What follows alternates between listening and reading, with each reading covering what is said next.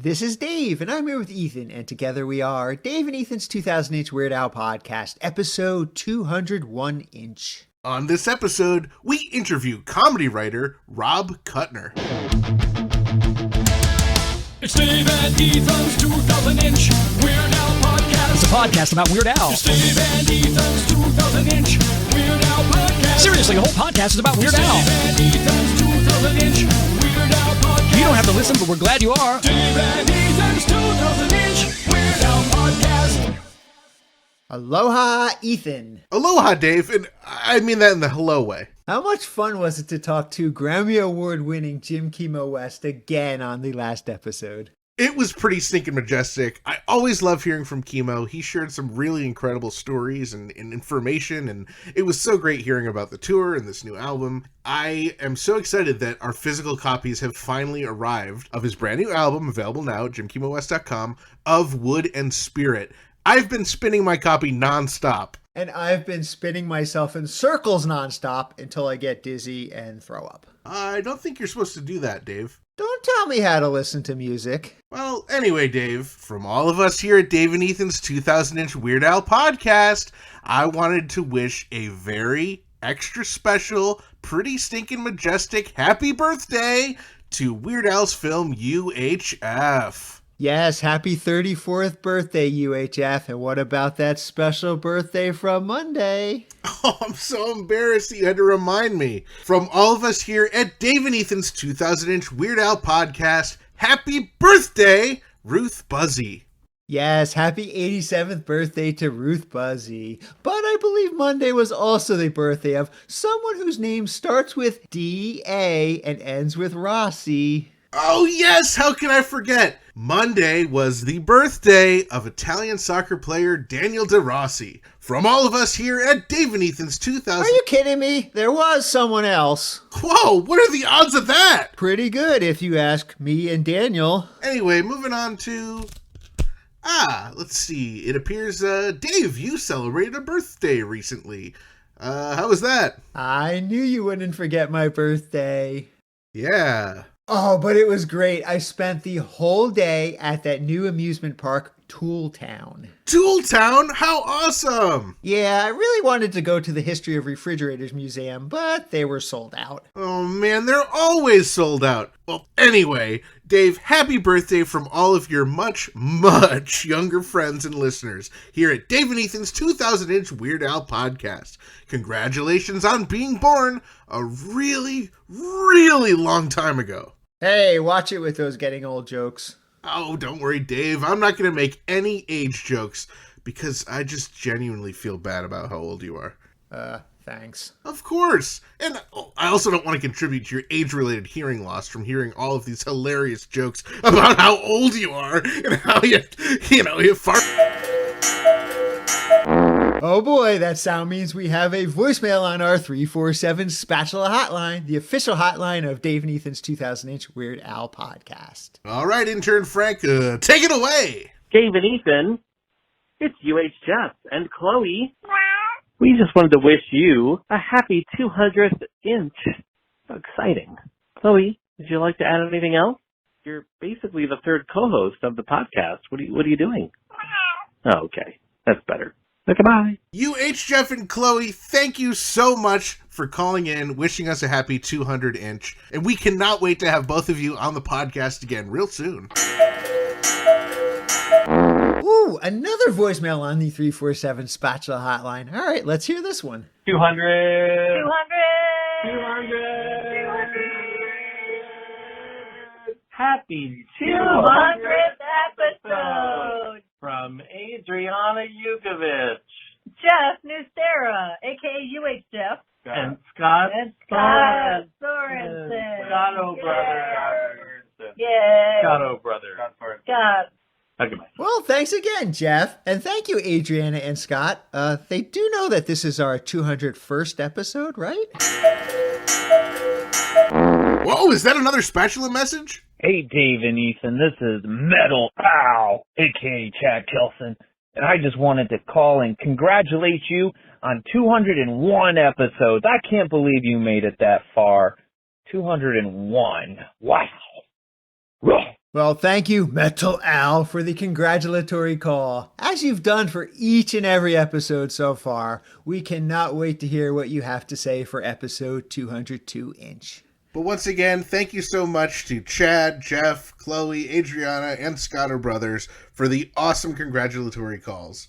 And now I think it's time for What's Happening in Burrito related news? Last week, Burrito announced that they will be closing their restaurant in Troy, New York as of August 1st. Oh no, the humanity! Oh no, Dave!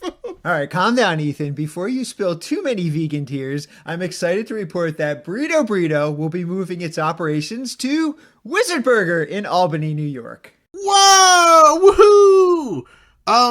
But doesn't that mean intern Frank will need to write us a brand new ad for next episode? Yes, it does. But until then, for one final time, for nostalgia's sakes. This episode is brought to you in part by vegan burrito restaurant Burrito in Troy, New York, home of the 2-pound double wrapped in a quesadilla Burrito and Wizard Burger in Albany, New York. Come on down to Burrito and Burrito your Burrito, or hop on over to Wizard Burger for mouth-watering, loaded, dare I say, beefy vegan burgers. From Troy to Albany to Uranus, Burrito and Wizard Burger feed the hungry with out-of-this-world plant-based real food, always vegan style. So wipe away those vegan tears and visit burritosquared.com and wizardburger.com to order ahead. From all of us here at Dave and Ethan's 2000-inch Weird Al podcast, congratulations to Chris and Alex and the entire Burrito and Wizard Burger team. And now we're thrilled to introduce you to this episode's guest. So take it away, Dave. We're very excited to welcome to the podcast an Emmy-winning comedy writer who wrote for the TV show Conan on TBS, and he also wrote for The Daily Show with Jon Stewart and Teen Titans Go,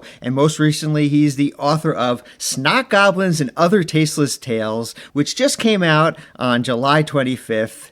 We're so honored to welcome to the podcast Rob Kutner. How are you doing, Rob? I'm great. We're so excited to have you on. And Dave, I know you mentioned a lot of his stuff, but you did forget something very important. Rob is our friend and supporter and listener, Joe Jaffa's cousin. See, I always start with the Joe Jaffa's cousin. I lead with that. I was going to get there. Don't worry. Okay. Get there.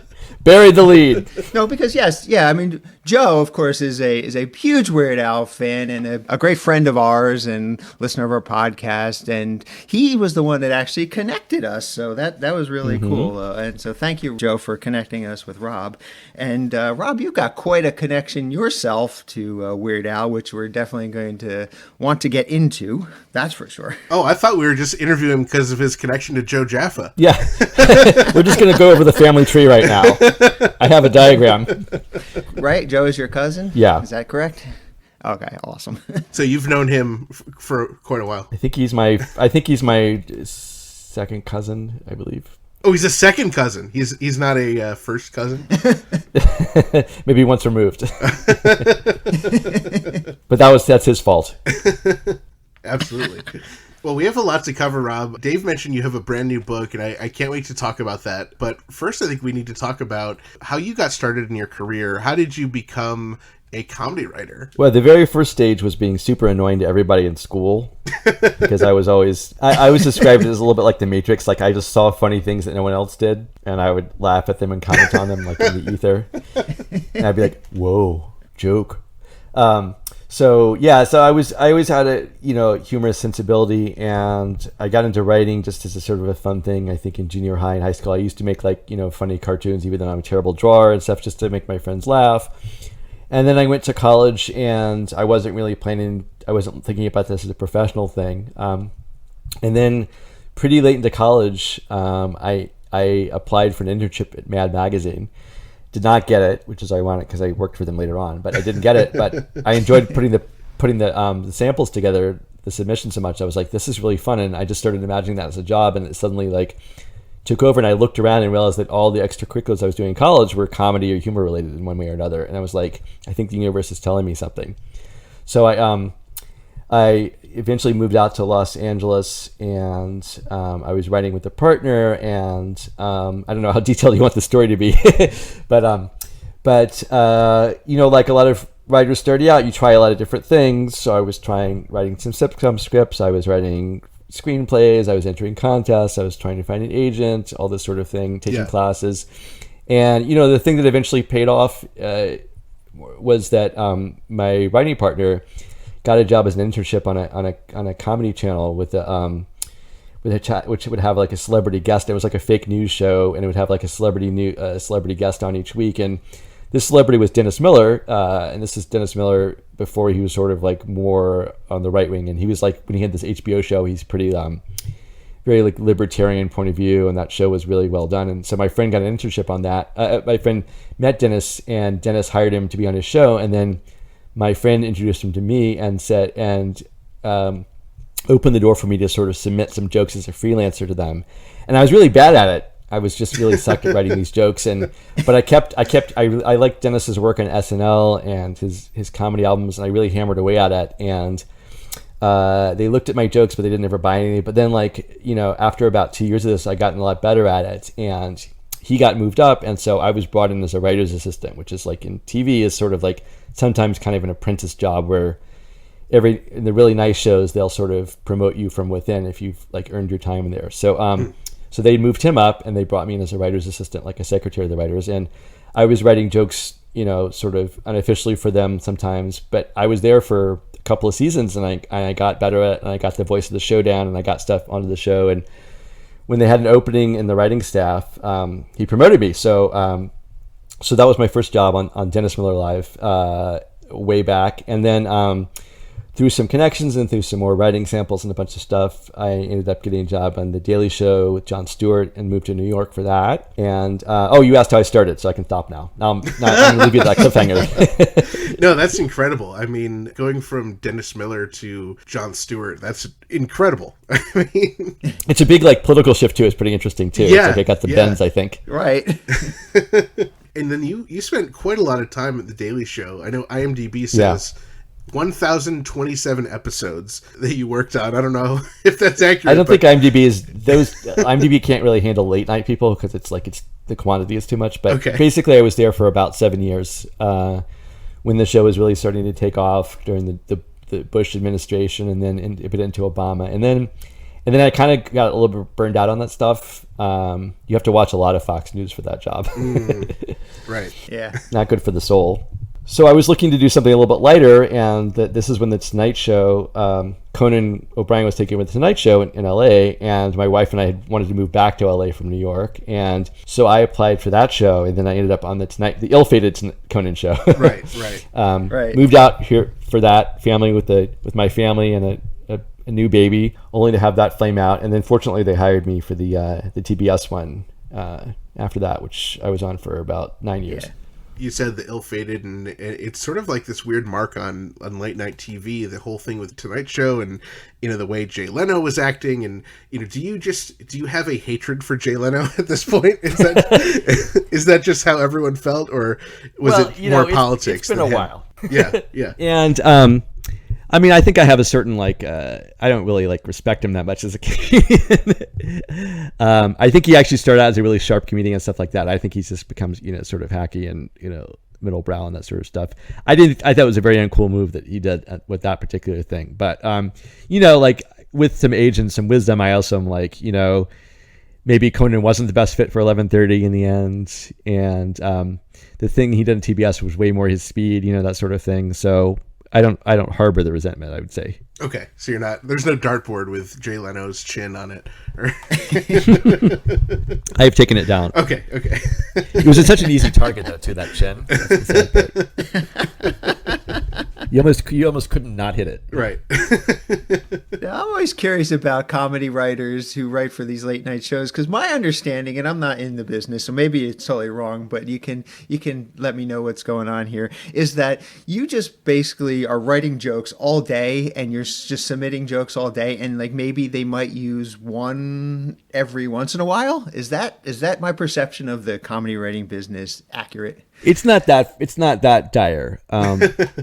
Okay. It got that way towards the end of my time at The Daily Show because John really found his voice, and kind of we'd write a lot of jokes, and he'd sort of prefer to do kind of his comic reactions and his takes and stuff, with his face. And do more sort of like it kind of like became less joke driven, but that was just like the nature of the show. With with Conan, what it was is like it is like pretty staggering numbers. Like, you throw a lot of stuff at the wall and a very small bit of it sticks. So to give you some numbers, like I would probably like an average day I would write like, let's say 35 jokes. On a big day, if it was really hard going, I might write 50 jokes, and then the monologue itself is like 10 jokes or under. And so the rough average is like this for 4 monologue writers. So like an average is you get like 1 or 2, if you're really lucky, 3 on, but probably more like 1 or 2 a day. So not quite as bad as you said, but it is like you do write it. So if I wrote 50 jokes and I got 1 on the day, it does look pretty bad, but it's also 1 day of work, and you got a joke on national TV and Conan O'Brien is saying it, so It doesn't quite feel like that. Right? Yeah. It feels like you had to do all that to accomplish the one thing, which is to get something into the monologue. Right. Yeah. That's crazy. So as a writer, you're submitting jokes for the monologue, but you're also helping to write the sketches and produce segments and. Yeah. So on that show, there was a monologue team and a sketch team. So some of the other people some of the people even performed in the sketches you might remember, like Andre Dubuchet and Todd Levin and stuff, like would appear in the sketches. They were also in charge of writing and pitching and producing sketches. But the monologue writers were asked to pitch ideas for sketches, and if they approved one of ours, then we would go off and produce that. Cool. So I did that, just not as often as some of the other people did.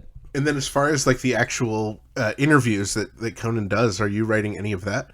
No, that's, and the shows like that, there's a segment producer / talent booker, and that's their whole thing, is like they pre-interview and they talk with the star and their publicist, and they get an idea of what they're going to be doing, and they do a whole thing when they prepare Conan for that. And most interviewers who have reached the level of talk show host are pretty good on their feet with doing those things as well. Right, so right. obviously Conan is, so is Jon.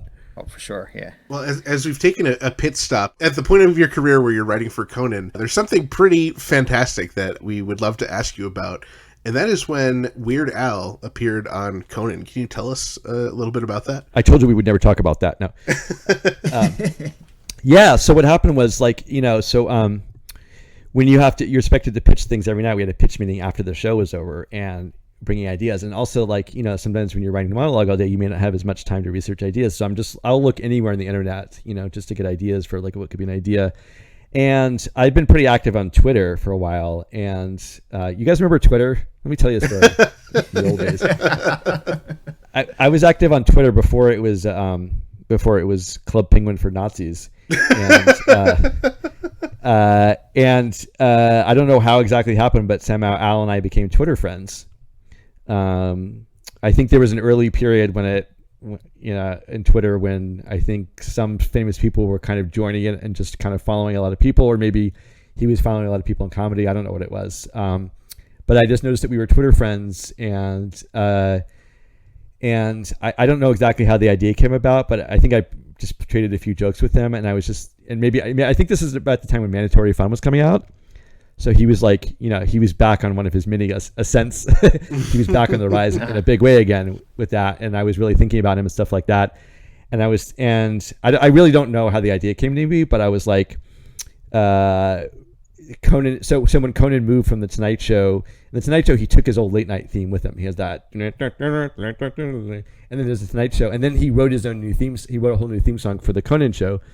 And I was like, wouldn't it be funny if there was lyrics to that? And then I was just trying to think, like, who writes funny lyrics? And then, of course, it took a nanosecond later, my brain tells me, who writes the funniest lyrics ever? Right.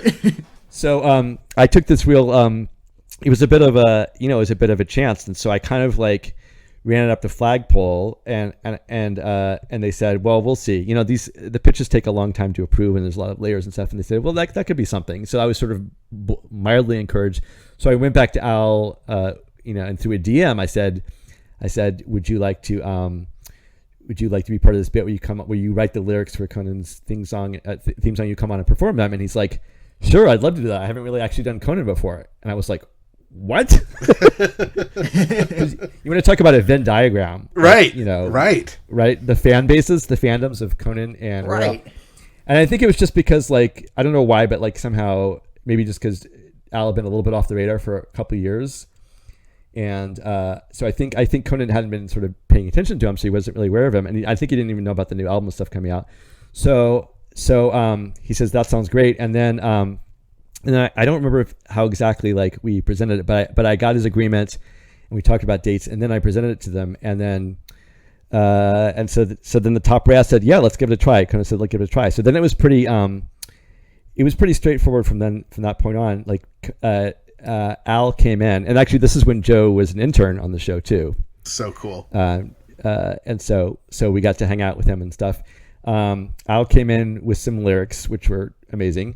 And the little funny story I'll have there is that, I'm the producer of the piece and writer-producer. And I thought, maybe I think it might be good to put a word change in here. Or it might be good to change this phrase here and there.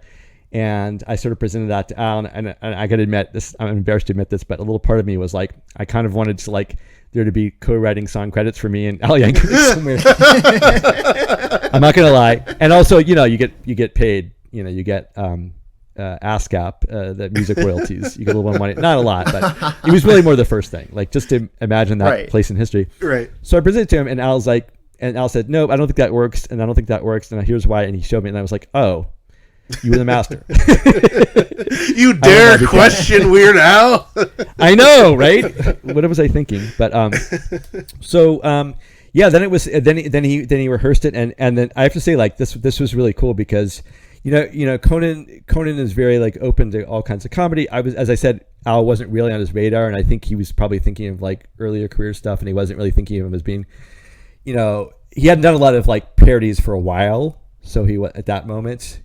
So he wasn't as much in the current ether. And so, but he came on and he performed that. And Conan is like, wow, the writing on that. And he was like, Conan is like a very tough critic, right? I mean, yeah, the type of level of writing he's worked with, not just me, of course, but, his career, like he's a very critical and tough reader, but he was like really amazed by that. And then he was like, and then he just really enjoyed the rest of the segment. Like he just sat back and just grinned the whole time. Al came, and it was just really simple. Al you saw the segment probably. Al just came out and just sang it with the basic cable band, and it was just did his thing, and then went over to sit on the couch, and it was just like it was very simple on that point on. But like as you can imagine, like there's like all kinds of negotiations behind the scenes to lead to these things. I assume I know the answer to this, but Al's performing that live on the show. Yeah, he did. It's even listening to it, like it hurts me because it's so fast and complicated. Like it blows my mind. Right, because the song's very fast too. The song is like nonstop 16th notes, really, basically, and he has words for every one of them. Yeah, it's I don't know when he breathed in it, really. It's incredible. So you got in touch with Al. You got the bit approved. Were you in advance going over the lyrics with Al, or was that on set? With late night, everything happens really fast. So, once we had the date, he came in with the lyrics, and we all put it together that day. So he comes with the lyrics. I attempted my revision and failed miserably. And then we went to rehearsal where he tried it out with the band. The band obviously knew the song, of course. Right. Wasn't hard for them to learn that song. He tried it out with them. I don't believe Conan even had notes for him, which I can tell you from rehearsal is not something that happens very often, if ever. Oh wow! And he just said, "Yeah, we've got a thing now." So we just did. So he hung out in his green room, in the Hawaiian shirt, and then then we tape pretty early. We tape at like 4:45. So he comes on and just does it live, and that's the whole thing. Incredible. All in one day. So the first time that Conan is hearing these lyrics is when Weird Al's doing them at the rehearsal? Yes. Oh, wow. How about that? That's amazing. I mean, that's the way late night works sometimes. There's so much going through that like the host can't like read through everything. Like he has to just see the things that make it to rehearsal. There's a cutting process all the way through. So the things that have made the cut through the rehearsal, then he's going to see how they play on their feet. So it makes sense. So because of the nature and how you're describing it, I assume there's not a demo of this that you heard. It was sort of just you heard it at rehearsal and you heard it done live. Well, there's probably footage of that, but I don't know that I have access to it. Al didn't record it and send you an MP3 ahead of time. No, but like they have this. I don't know how deep you are into the Team Cocoverse, but like they have like this thing called scraps where they show some of the rehearsal footage sometimes where Conan is usually lambasting someone for how ill-conceived their piece is, or he and Andy are just like goofy around because they're having a technical problem and they go off on some inspired riff. So there is that stuff. I'm sure they are always running video and rehearsal footage. I just don't know if someone kept that or how to find that, but it does probably exist. Okay. It's probably in the Raiders of the Lost Ark warehouse, if I had to guess. being guarded by top men. Yeah. So when the show was actually recorded, it looks like Conan is has this surprised look on his face. So at that point, he had already heard the song, and he was just acting, just trying to pretend he was surprised. Sorry to burst your bubble, but Yeah, no, okay, no. yeah, well, I mean that's part of his shtick too, is because he wants to look. Yeah, of course. He wants to experience it the way the audience experiences it, or to present that image. What happens after Al does his piece? 'Cause that was pretty early in the show. He came out. He did the theme with his own music. Does Al go back to the green room and just hang around? And do you have a big after party afterwards, or does Al just hop in his car and go home? What's the rest of the story? Well, we did the show 4 days a week, so imagine that's a lot of after parties. It would be a lot of after parties if we don't. Oh, okay, yeah. Yeah, I think in that one he went over to the couch and chatted with me. Oh, okay. If I recall, I can't remember if he did that, because then I remember that, like, I think in part as a result of that one, he came on not much later for his actual Mandatory Fun tour, and then he did the whole thing where he played a song, and then sure he probably went to the couch after that. I'm sorry I don't remember. It was quite a while ago, but I can imagine that Conan had some. If someone just came on and did a bit, and then they would just, a comedian will come on and just do a bit and then leave usually. But I think that he probably came over and chatted for a few minutes, and then then he scooted over for the next guest, that kind of thing. So in Al's new movie, Weird the Al Yankovic Story, there is a really wonderful cameo from Conan as Andy Warhol. Yeah. I mean, can you take some credit in connecting the two of them?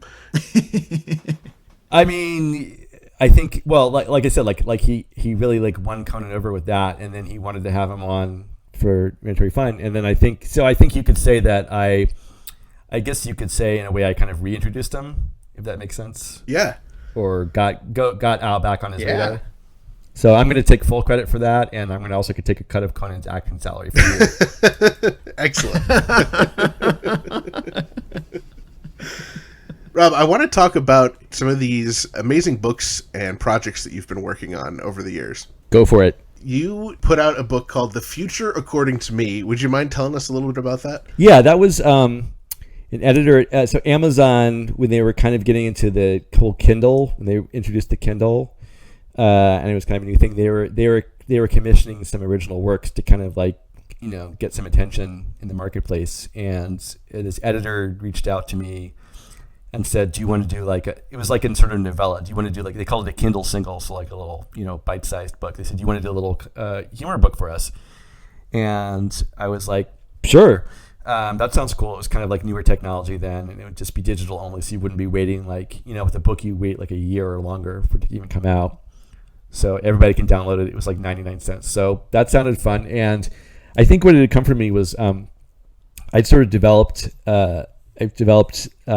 some shows. I was getting interested in developing animated shows, and I have a kind of a sci-fi bent, and there was one of them where I was kind of imagining some really crazy future that someone was coming from, but we didn't really see it, but we just saw that it was crazy where they were coming from. This is all pre Rick and Morty, so right. And then I sort of realized that later on that actually that whole future was more interesting than the story I was trying to tell. And then there's a book called Some by this neuroscientist named David Eagleman, and it's basically 30 really super short stories, like flash fiction, that are all about aspects of consciousness, which it sounds a little bit weighty when I say it that big, but it's all kind of different ways that we experience the world and stuff like that. It's pretty interesting. It was all these little bite-sized views on the same thing, and I thought, oh, that's a really interesting model. So I basically stole that kind of idea, and I did 32 little flash fiction, kind of riffs, you would really say, on different kinds of futures. Some of them just sort of extending current trends. Some of them just taking crazy left turns. One of them was just a future where ADHD became like COVID, like a contagion that spread across the whole world, and so everyone was super attention deprived. The Olympics only lasted 4 minutes, things like that. One of them was where Israel and Palestine settle their differences by turning the whole country into a quantum state where it could be probabilistically either Israel or Palestine, depending on how you looked at it. So just all kinds of like wherever my weird brain would go. I went like on vacation with my family in Florida. I had this yellow legal pad. I just wrote all these weird ideas down, and a few of them weren't shit, so I went with those. What I also want to hear about is the audio version of this and how Emo Phillips is one of the narrators. Yes, that was a dream. That was a dream get for me. And I think he was some of the monologue writers I worked with at Conan. I think it was Brian Kiley, are big in the stand-up world, and I think he knew him through that. So I just envisioned him for that, and I lived his albums coming up, and so I just when these projects you reach out to a lot of people, and you don't often get the people you get, but he was into it, so that was just a really like kind of unexpectedly lucky thing that I was excited about. That is so cool. Yeah, it seems like there's a lot of really good narrators in that series. Yeah, the guy from Cecil Baldwin from Welcome to Night Vale. That guy, I love his voice.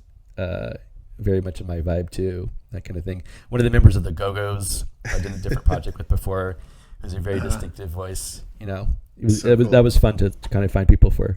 So I also want to ask you about your podcast, Runaway Brains, which I understand is not actually anything that is available anymore, but seems like a really great podcast because of many reasons, but most importantly, it stars Weird Al Yankovic. Oh yeah, I'd forgotten about that. How did that come up? So this is again like cast your memories back to an earlier era, youngsters. This is when podcast was new, when only 75% of the population had a podcast instead of the full 99. Yes. But this is sort of back in the era when there was like they were mostly like, for lack of a better word, gab fests. It was like two comedians or sports guys or political guys just kind of getting out there and gabbing, and like they'd be 90 minutes long, that sort of thing. They were all like that, and it was like, and I just thought like, I can't ever listen to those things because they're friggin' 90 minutes long. And also, like, the podcast is such a cool medium, like the whole audio thing. But like, what if you just want to have something that's like scripted and tight and funny, and in like really, really like again, sort of bite size, like the Future According to Me, like bite size things, and like a radio, like kind of an old school radio play. Really, that's what I was thinking about. And I don't remember how the idea came exactly about, but I was a big Jeopardy fan. And so I think this is also in a way kind of out of Twitter, because I was kind of Twitter friends with Ken Jennings as well, who, by the way, if you don't follow him, very, very funny guy, like very sharp-witted and stuff like that. Yeah. Really fun guy, and he was also kind of fun to kind of like parry on the Twitter marketplace sometimes.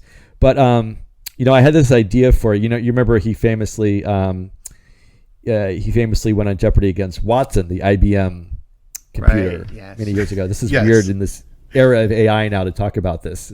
But yeah, so he went out, and I think he lost to Watson, as I recall, but or at least one of the games. So he went up against Watson, and I had this idea of like, what if Ken Jennings and Watson were like a buddy comedy? Like, what if they were like on the run, and they had to work together? And then it's sort of like it, and then what happened was, so there was this, there were these podcasts I talked about. They were kind of talk based, and then there's a few companies that were starting to do a few innovative things in the comedy space, and I queried a few of them, and I said, "Here's my credentials, and I can find some talent, and are you interested in an idea from me that would be like a scripted comedy podcast, like a limited series?" And they were like, "Sure, what do you got?" And so so I came up with this full-fledged idea where basically, like, in the lore of the show, Watson contains military secrets. And so he's too dangerous to be left at large. It's too dangerous to be left at large. And so the government tries to shut down the Jeopardy show and capture Watson. And instead, Ken Jennings and shoves Watson in his backpack, and they escape, and they go on the lam. And the government's kind of chasing them. And then it becomes this sort of like fevered odyssey through like conspiracy theories and lizard people and all the basically weird obsessions that I had, I think, for a long time. I don't know if you remember if any of you guys know the Robert Anton Wilson Illuminati books, but they're these sort of like comic sci-fi conspiracy books from like a long time ago. All kinds of weird ideas and stuff like that. So I thought like I thought like, why not just use this as a vehicle to explore that? And then I thought like, I don't know how it came to me, but I think it was probably as a result of having a good experience with Conan. But I was like, Weird Al will be such a funny computer because I was thinking about computers differently. I think the way they are now, like sort of like Siri, where like instead of being like, I'm a computer, it does not compute, like that, that kind of thing. I feel like the sort of computers, like the AI nowadays, are more like, hi, I'm a human, totally. Look how friendly I sound. You have that kind of fake, like your GPS, they have that fake thing. And I thought like, it'd be funny to have kind of like Weird Al sort of like kind of quirky, cartoony, sort of fruity voice being like the robot emulator voice. Plus he's just, him as the foil to Ken Jennings just seems like, I don't know. So anyway, so miraculously they both agreed to this. And then I didn't ever actually record Ken in person, but Al, I booked a studio where I had all the actors come through. I had a bunch of other actors come through. And so Al came in just for like 3 hours on one recording day. He had the script nailed, of course, but he also had like, this is amazing too. It won't be maybe amazing to you, but like just acting wise, like he had so many options in his pocket for how to do things. Like, actors, I'm used to having actors come in and have takes, different takes, but he had like a really wide range of different ways that he would attack something comically. And it was really impressive. I mean, like that would be impressive in any kind of character actor, but it was like extra cool that he had this, like he had such a flexibility and range. And also, he's very professional. So like, we weren't messing around. He got everything down. He got great takes of everything. And pretty sure we were done early, if not on time. Wow. How awesome. And how many episodes did Runaway Brains run? So it was a limited series, and I think we just did it was just 10 episodes, and they were each about 10 minutes total. Okay, yeah. And it was part of this aggregator called Howl FM, which I think does not exist anymore, which is why you can't find it. But it was a subscription-only service where they put Comedy Bang Bang and WTF on it, I think, for a while, and I think people didn't subscribe at the time, or whatever. But so it's not there anymore. But I have it. I definitely have the files. I kept the files for sure. Well, good. And it has a bunch of people. It has Mayim Bialik. It has Adam Pally. It has Josh Molina, Michael Ian Black, just a bunch of like also people I just wanted to work with. And honestly, I got to say, like, I think having Al on it was like the magnet. I'll say that too. Like I know Mayim. I worked with Mayim on some projects since then, but I didn't know her that well then. I knew her I knew her through Friends of Friends, but she is a huge Weird Al fan. Right. I knew that about her. Right. And so I reached out with that as like the bait. I was like, do you want to be in this? I like subject line, Weird Al project. You want in? Got a very fast response on that.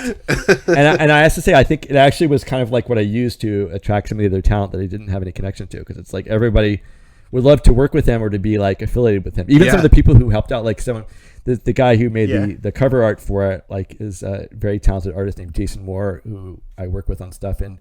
And he loves Al, and he was like, I'm so excited to create something for him on it. And, so it was just, everyone like wants to be in on something he's doing. So that made my job easier. So cool. That's awesome. And you sort of predicted the hosts of Jeopardy too. Right. By assembling Mayim and Ken. How about that? That's amazing. I'm like the Simpsons in that way. Right. And only that way. Well, we got to talk about your brand new book. It just came out. It just came out on July 25th. It is called Snot, Goblins, and Other Tasteless Tales. And Weird Al hasn't read it, but I read it, and I think it's wonderful. Thank you. To be fair, I sent it to him. While he was just about to go on tour. I think it was fall before last when we were gathering blurbs for it, and he said I don't have time to read it, but send it to me later. And then he said, but do you want a really funny blurb for it? I was like, yes, please. So by the way, this is the first blurb I got of any of the blurbs I got for the book. He says, I have not read this book, but based on the cover alone, I'm just going to go ahead and predict that it will be crowned the next great American novel on par with Moby Dick and The Great Gatsby. Love it. And then so we put that on the back cover, and there's a little joke that springs off of that, but I'm going to save that for people to actually buy the book or find it in stores. Awesome. Now, what I really loved about the book is when I was a kid, my favorite book series was obviously Captain Underpants.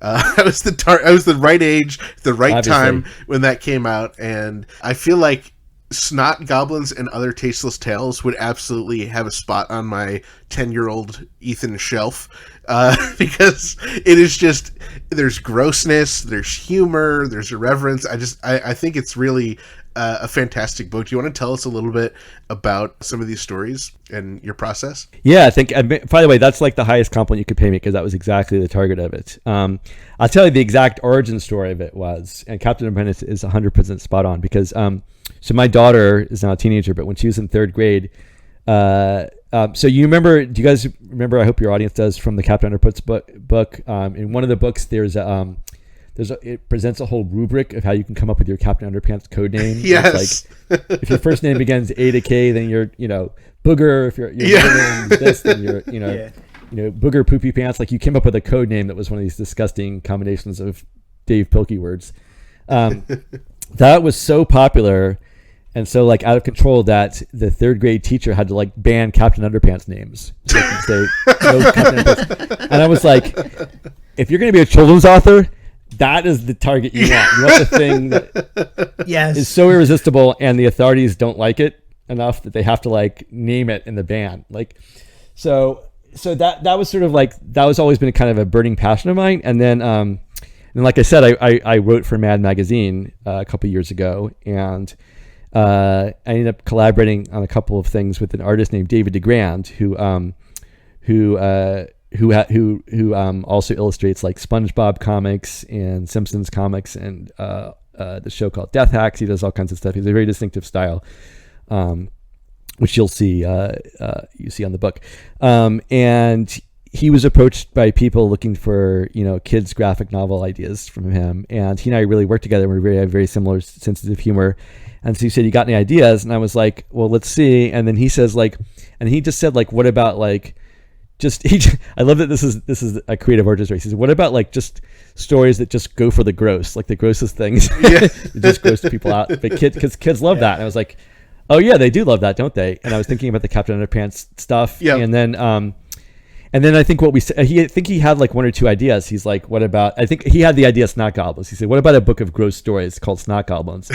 And that was really about the extent of it, like a collection of tales. And then we sat down, and then he had sort of one-line ideas for a couple of the stories, and then I had some, and then we sort of finally settled on 5 of them that we liked, and kind of hashed out like, we didn't write the book. You sell a book proposal first. Right. So he did some sample art. We did like write-ups. We put a proposal together, and he had, I don't know if he had a book agent or he had entree to one, but anyway, he found a book agent who sold it to an imprint at Macmillan, and a graphic novel imprint. And I mean, that was the extent of it. But the basic story of it is it's 5 standalone tales that are basically riffs on horror tropes. So there's like a mummy story, there's a vampire story, there's a ghost story, a story about trolls, but they all have a comedic angle. So like the troll story is like, it's a war of internet trolls versus actual cave trolls. The mummy story is like, it's called the step mummy. It's like about a blended family where a father marries a second wife, and she's a mummy from ancient Egypt, and things are really hard for the teen daughter, that sort of stuff. So they're all like, they're like Hotel Transylvania scary, I should say. Like, right. Horror tropes, but not really scary, but like funny angles on them. And then the sort of unspoken emphasis is like, how can we how gross things happen throughout it.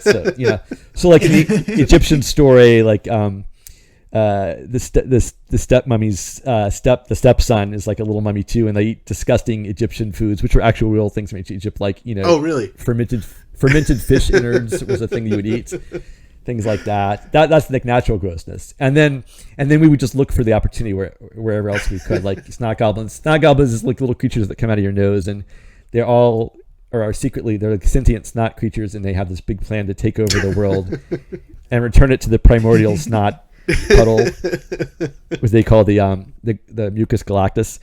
So we have these big stories, and then each one just has like an emphasis. And because of David's style, which it's a little bit hard to explain this over an audio, but if you see it, he has a very like I don't even know how to describe it, but his style is very like tactile, I guess. like things are really bubbly and big and round, and it is really, you think of a Mad Magazine cartoon, it kind of looks like that. Yeah, but it's like It's mad, yes. It is. it lends itself to fluids and substances and oozing things like really well. Like the style just matches that. So we just went for that wherever we would, but it was in a way that kids would like. It would tickle that naughty, forbidden, improper thing, but it wouldn't like alienate grown-ups or like well, we're hoping that it gets banned in Florida, but You can only hope. yeah, I'm hoping for at least part of Salman Rushdie's story where it gets so banned that everybody wants it, but kids are passing around in secret. I was wondering, so during the troll story there is a mention of Rocky Road ice cream. Is that a reference to Weird Al's I Love Rocky Road? Yes, it is. Yes, it definitely is. All right, I knew I found something. No, it's... I don't remember why that reference is in there exactly, but I don't think that is. But obviously, obviously that's part of my like creative DNA. I mean, like I'm older than you guys, and I remember when that song came out. So that was one of the first, probably one of the first music videos I would show my kids when they were little. I was showing music videos. I would show them the original, and I would show them a Weird Al parody, and of course, that's awesome. They wanted to watch. Right. Yeah. Oh, that's great. No, it's excellent. Well, congratulations on the new book. We were talking about how obviously everyone needs to go out and purchase the Snot Goblins book, but I'm sure also our listeners are going to be really interested to hear that Runaway Brains podcast that's no longer available. So we talked about what if our listeners purchased Snot Goblins, and then there would be a way for them to download Runaway Brains. What if? Let's just make it possible. Let's do it. Let's not make it theoretical. Let's do it. Yeah, I thought that would be of interest to if your listeners buy it. I think that would be a cool bonus that I think I would let, and I'd love to share Runaway Brains with the whole audience that may not have heard it. Absolutely, yeah. I mean, I would love to hear it personally. I searched in my email inbox, and I guess Stitcher had recommended it to me a few times over the years, and I guess I just never opened their emails, so that's my fault. I think this is part of the problem that was behind this paywall and stuff like right. that too. So I think it didn't get out there in the same way, but yeah. So so it's only available through me now, but your listeners will get, if they buy the book, they'll get a free digital download of it. And it's about an hour and a half long, I think. So that's an hour and a half of Weird Al ear candy for you. That's amazing. Well, Rob, we really appreciate you coming by and telling us all about your awesome career and working with Al and Conan and working on this great new book. We can find out more information about you and links to purchase at robkutner.com, and we look forward to talking to you again soon. This has been a pleasure, guys. Thanks so much.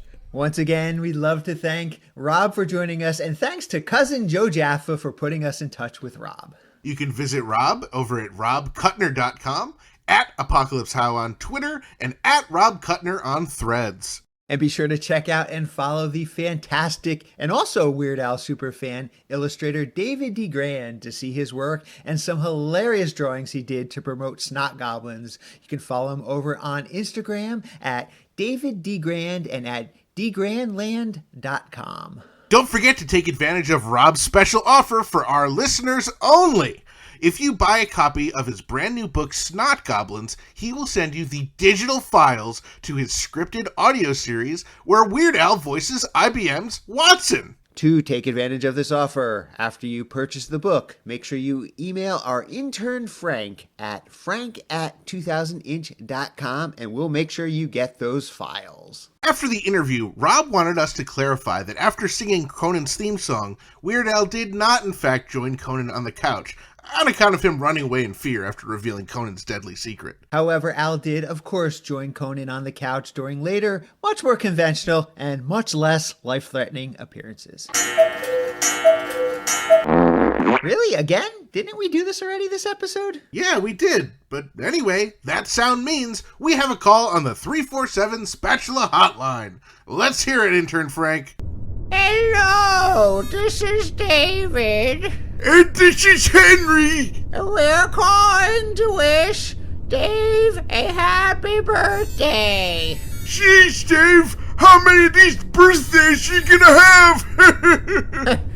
Don't worry, Unfortunately, Dave won't have many more to go if I have anything to say about it. If I remember correctly, this is the year your birthday started becoming a serious fire hazard with all those candles. Pretty soon, Dave, you're going to have to change your name to David. I don't know, David. Have you looked in a chromium refractor lately? You're pretty old yourself. Hey, at least I'm not as old as Dave. That's true.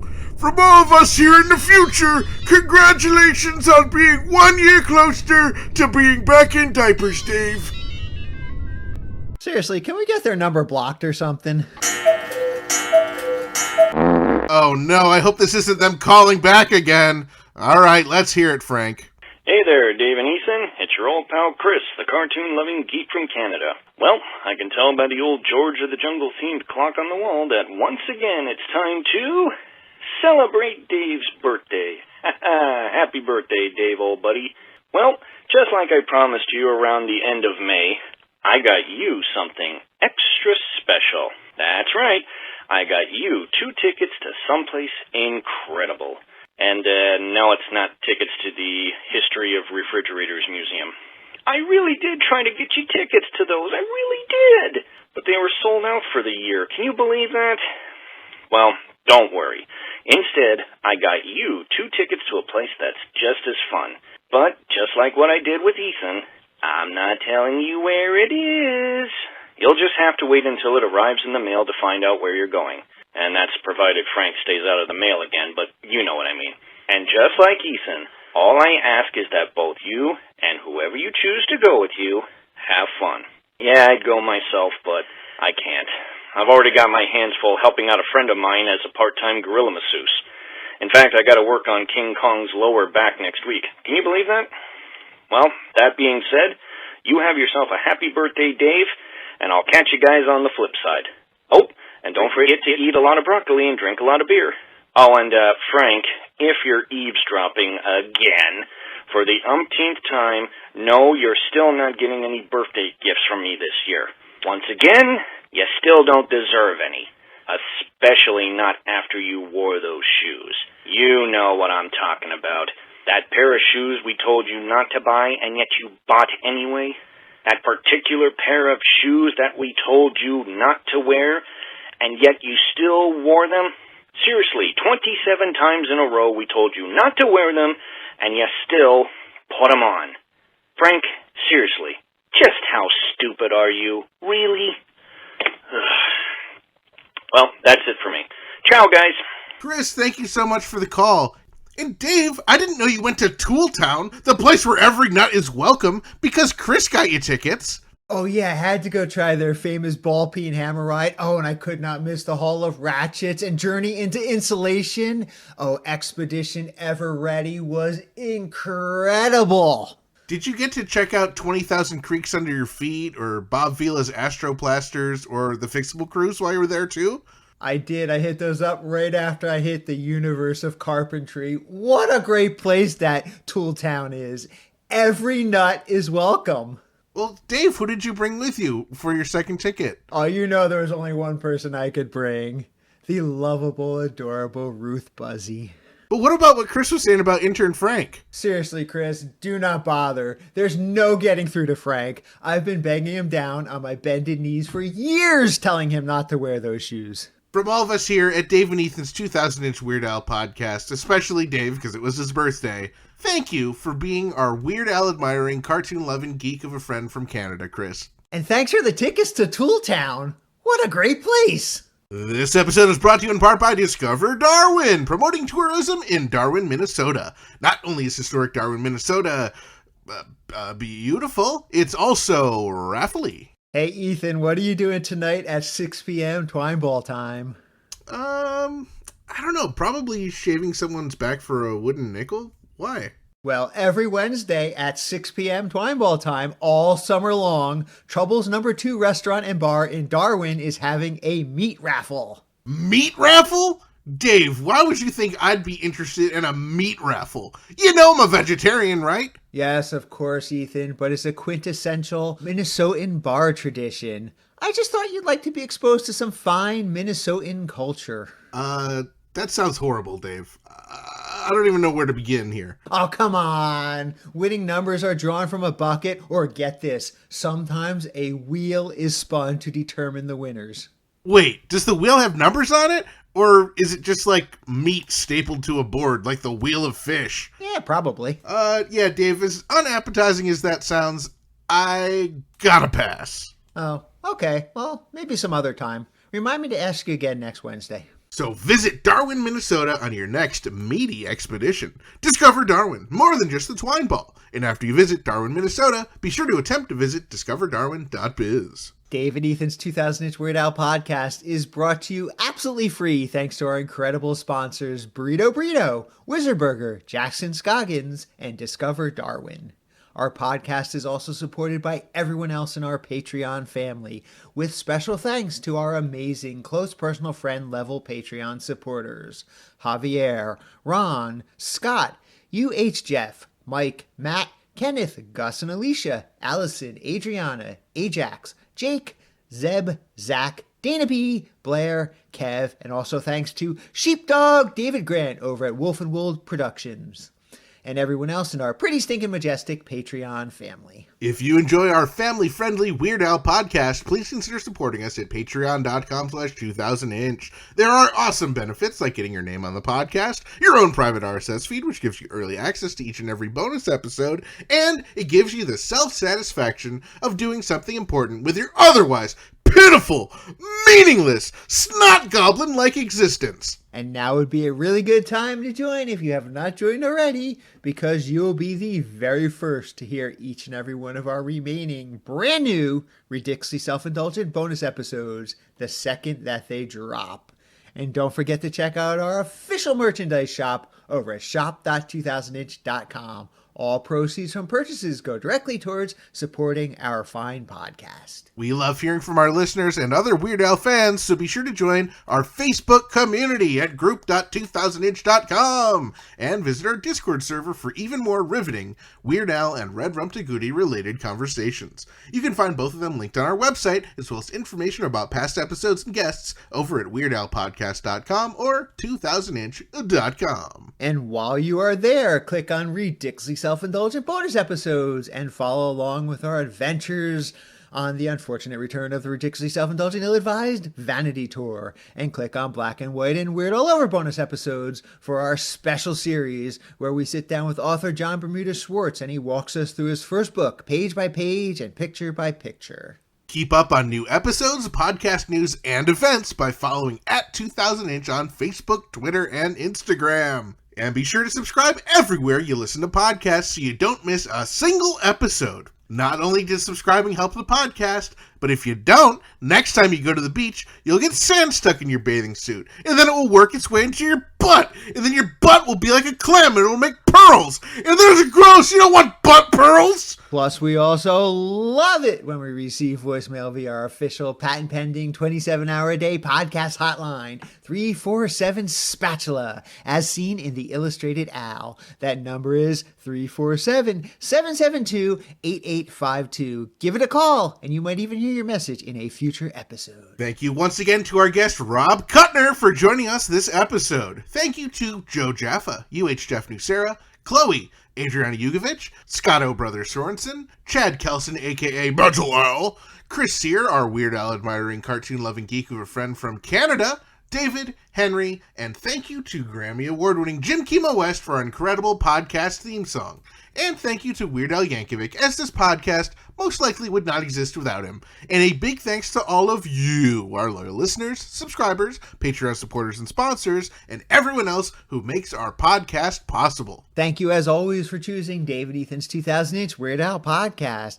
And until next time, remember to gill and chill. Keep listening to Weird Al and stay cheesy. Hey, Dave, I just got a quick question for you. Sure, go ahead. So you're 49 years old? Yep. Well, that's great if you could use a nice heavy paperweight. Ah, very funny. Hey, did you used to call the song Good Old Days just Good Days back in the day since you're so old? Oh, very clever, Ethan. Hey, Dave, I bet you remember the theme from Rocky 1! Hey, have you ever met any of the dinosaurs from Jurassic Park? Oldie! What about Barney Rubble? Is he really a little wiener? Hey, did you party like it was 1699? Or was your birthday party ruined once again by explosive old guy flatulence?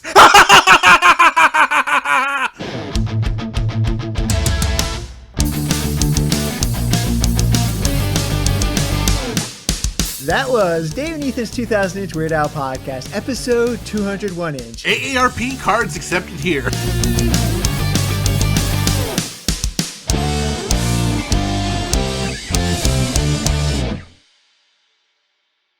I hired the best lyricist in the business. Please welcome Weird Al Yankovic. Let's get him.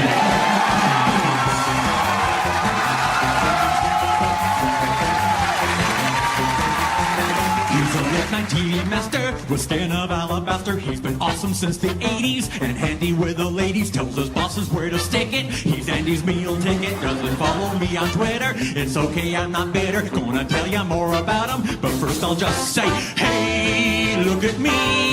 I'm on a show. That's right.